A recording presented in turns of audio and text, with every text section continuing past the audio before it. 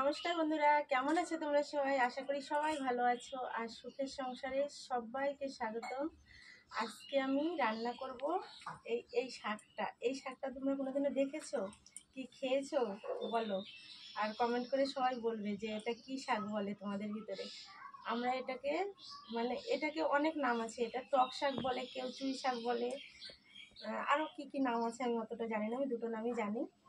আর এই শাকটা আজকে তুলে এই শাকটার একটা নতুন রেসিপি করব। কীভাবে করি পুরো ভিডিওটা দেখতে থেকো, তাহলে বুঝতে পারবে। তো আমি শাকটা তুলে নিচ্ছি। আর এই শাকটা না যদি তুলি আবার নতুন করে আবার এরকমই হবে। এই শাকটা আবার এইখান দিয়ে এইভাবে তুলতে হবে, এইভাবে তুললে আবার এইখান দিয়ে আবার হবে।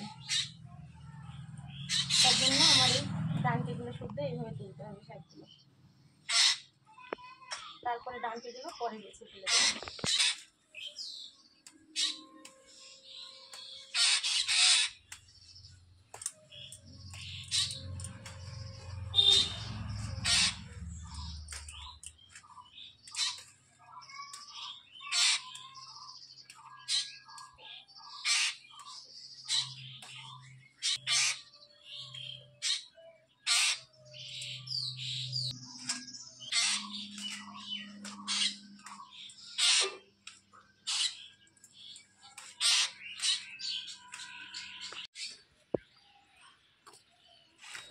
তো বন্ধুরা, এই শাকটা না এইভাবে বেছে নিতে হবে দেখে দেখে, আর এই গুঁটাগুলো ফেলিয়ে দিতে হবে।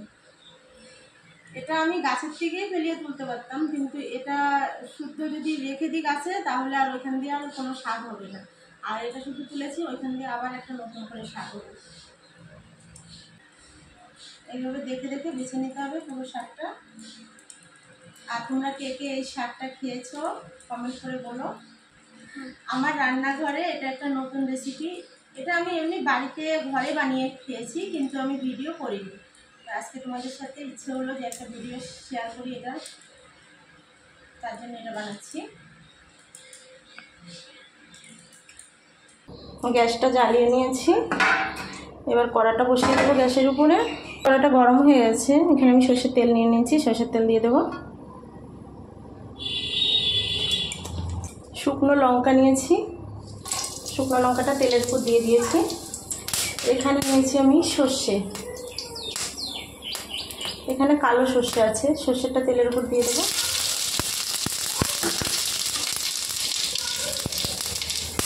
এখানে আমার কাঁচা লঙ্কা কুচি আছে,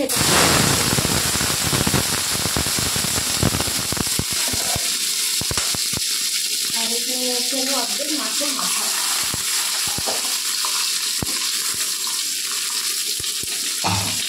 মাছের মাথাটা আমার আগে থেকেই ভাজা ছিল।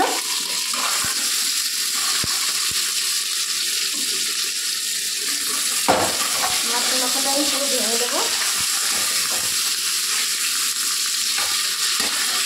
আমি অর্ধেক মাছের মাথা নিয়েছি, তোমরা একটাও নিতে পারো, আর যে কোনো মাছের মাথাও নিতে পারো। তোমরা যদি কাতলা ইলিশ যে কোনো মাছের মাথা দিয়ে রান্না করতে পারবে। আর এখানে আমি অর্ধেক নিয়েছি, কেননা আমার শাকটা অল্প, তার জন্য আমি অর্ধেক মাছের মাথা নিয়েছি। এবার এই টক শাকটা আমি ধুয়ে রেখেছিলাম, বেছে ধুয়ে নিয়েছিলাম, এবার আমি এটা দিয়ে দেবো।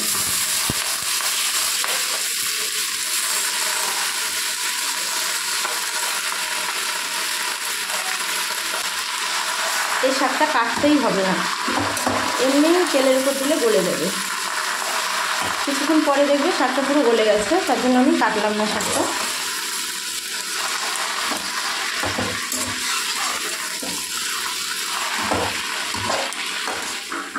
এখানে আমি পরিমাণ মতো লবণ দিয়ে দেবো, হালকা একটু হলুদ গুঁড়ো দিয়ে দেবো। হলুদ না দিলেও হবে, কিন্তু আমি হালকা দিয়ে দিচ্ছি।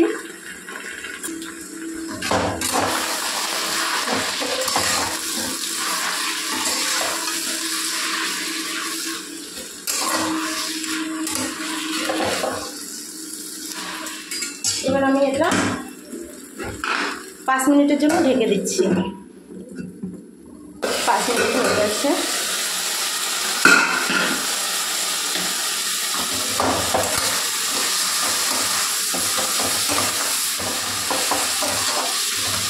দেখো বন্ধুরা, শাকটা এক কড়াই দিয়েছিলাম, না দেখতে মনে হচ্ছিল এক কড়াই, সবাই ভাববে এরা রাক্ষস আছে, এত শাক খায়, কিন্তু দেখো কতটুকু হয়ে গেছে, দেখলেই বুঝতে পারবো।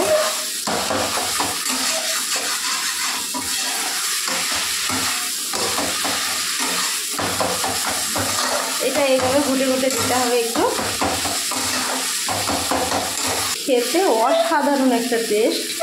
যখন সব তরকারির সাথে ভাত খাওয়া হয়ে যাবে, লাস্টে এটা দিয়ে ভাত খেতে হবে, কেননা এটা টক লাগবে খেতে, তার জন্য। দেখো বন্ধুরা, এক কড়াই শাক কটুকো হয়ে গেছে, দেখো দেখলেই বুঝতে পারবে কটুকো হয়েছে। চলো, আমার হয়ে গেছে শাকটা, এবার আমি নামিয়ে নিচ্ছি।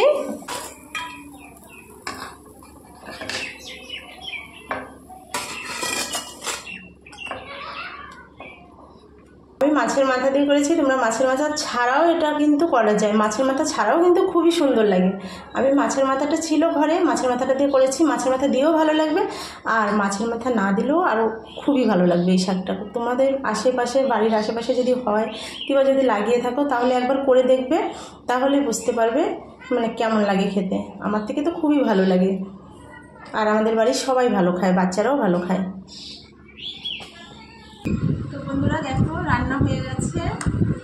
এখন আমি খেয়ে দেখছি, আমার পুষ্প আগে খেয়ে দেখবে কেমন হয়েছে, আর বলবে পুষ্প।